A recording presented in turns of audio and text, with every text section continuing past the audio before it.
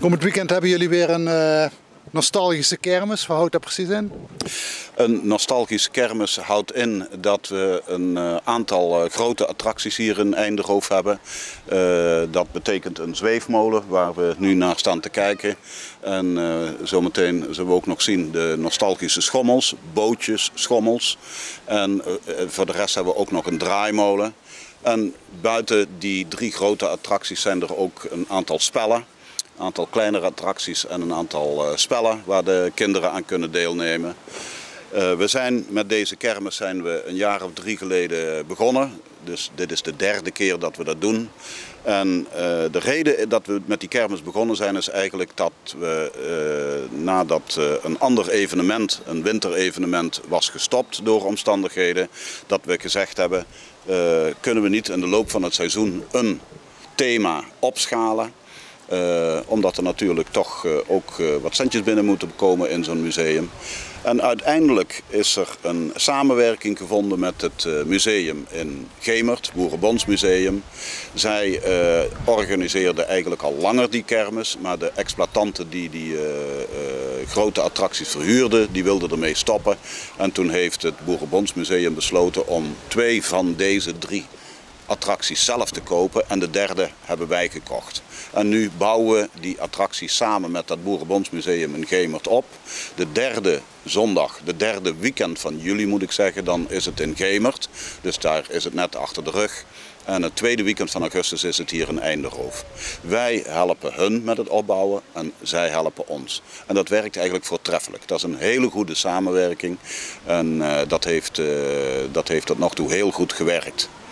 En ja, de kermis, dat is toch ook een groot evenement voor zo'n museum als Eindroof. Dat kan alleen maar eigenlijk goed functioneren als er ook heel veel mensen aan meewerken. Dat is natuurlijk even werk om dat allemaal in elkaar te breien. Maar dat is tot nog toe elke keer gelukt en iedereen is er ook heel enthousiast over. Vooral de bezoekers natuurlijk. Hoe oud is de draaimolen? De draaimolen die is van 1874.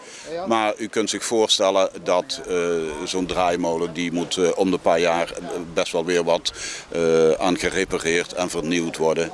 Dus er zullen niet heel veel delen nog van 1874 zijn. Maar de draaimolen op zich, het concept is van 1874.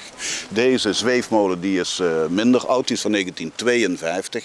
Is in Duitsland gemaakt. Ik ben even de naam van de fabriek kwijt, maar in het voormalige Oost-Duitsland. En de schommels die zijn van 1922, dus bijna 100 jaar oud.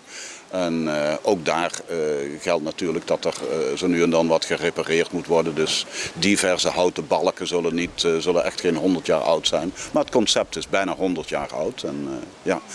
Ik kan me nog heel goed herinneren toen ik zelf jong was dat bij elke kermis vond je die schommels. En het was natuurlijk geweldig om indruk te maken op de meiden om in zo'n schommel te gaan zitten en proberen het dak te raken. Dat was het doel natuurlijk.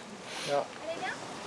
Hoe komen jullie aan de kennis om zo'n attractie op te bouwen? Is dat lastig? Dat is wel bewerkelijk, maar het is op zich niet lastig. Natuurlijk is er een systeem, want het moet opgeborgen worden in een grote kermiswagen. En dat wordt hydraulisch en elektrisch voor een deel gedaan. Maar het is heel veel handwerk, dus het moet wel zo zijn dat je een groep mensen hebt die daar ook weer plezier in hebben om zo'n attractie op te bouwen. Zo'n zweefmolen bijvoorbeeld moet u toch rekenen dat als je een ploeg hebt van een man of 6... dan ben je daar toch zeker wel 5 tot 6 uur mee bezig. Dit zijn de schommels. Bootjes, schommels worden ze ook wel genoemd. Zoals we kunnen zien lijkt het ook inderdaad op een bootje. En daar kunnen toch enkele kinderen in. En als de kinderen een beetje handig zijn, dan kunnen ze daar heel hoog mee schommelen. Het is een hele degelijke constructie. De draaipunten van die schommels die hebben we afgelopen jaar nog allemaal vernieuwd. Dus waardoor het echt ook allemaal heel erg veilig is. Er mag natuurlijk helemaal niets gebeuren. Wordt die kermis nou een jaarlijks evenement? De kermis dat is nu een jaarlijks evenement en dat gaan we natuurlijk ook blijven doen. Dit is het evenement wat het drukste evenement van het jaar. En dat gaan we zeker blijven doen. En rondom de kermis doen jullie nog wat activiteiten organiseren, begreep ik net? Ja, behalve deze 3 attracties zijn er ook allerlei andere kleinere spellen. En een voorbeeld daarvan is de kop van Jut, maar ook een kegelspel. Er is popcorn, wafels, suikerspin is er. We hebben ook andere spellen zoals kleine klompjes in een grote klomp gooien. Kortom, er is voor iedereen van alles. Ook het blik gooien, touwtje trekken, de grabbelton niet vergeten.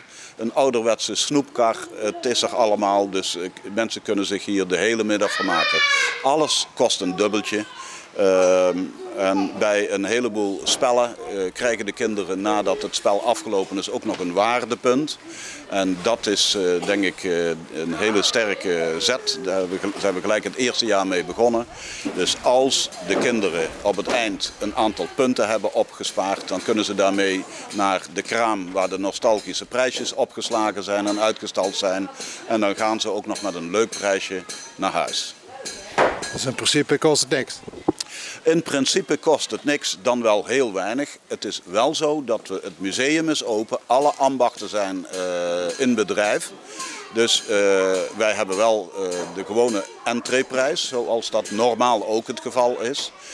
Maar behalve de entreeprijs, als je dus eenmaal de entree voorbij bent, kost alles een dubbeltje. En bij een heleboel spellen krijgen de kinderen een waardepunt terug, wat ze later weer kunnen inwisselen tegen prijsjes. Dus het kost in ieder geval niet veel. Dat is nostalgisch.